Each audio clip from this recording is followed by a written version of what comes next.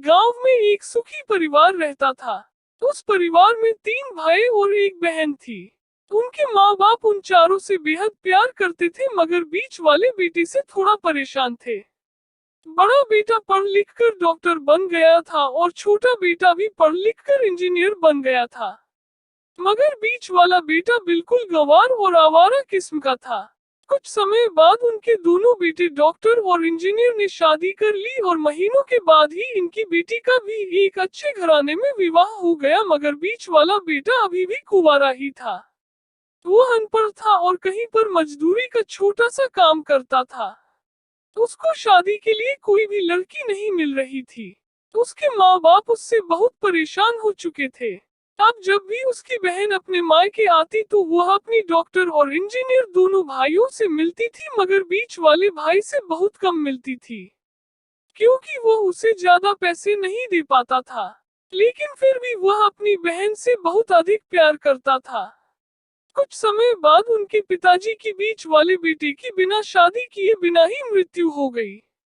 उनकी माँ ने सोचा कहीं अब किसी के मुंह से बंटवारे की बात निकले, इसलिए अपने ही गांव में एक सीधी सादी लड़की से मंझले बेटे की शादी करवा दी। शादी होते ही न जाने क्या हुआ। अनपढ़ बेटा मन लगाकर काम करने लगा और पहले से कहीं ज्यादा मेहनत भी करने लगा।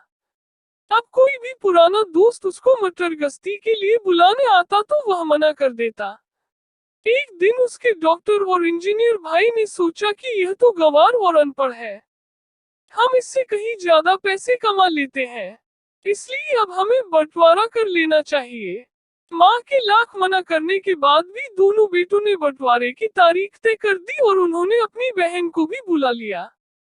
तभी उनका गंवार भाई कहता है कि तुम लोग बंटवारा कर लो, मुझे जो बचे वो दे देना या ना देना, मैं शाम को आकर अंगूठा लगा दूंगा।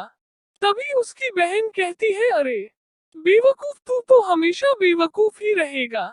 जमीन का हिस्सा तो आमने सामने बैठकर होता है।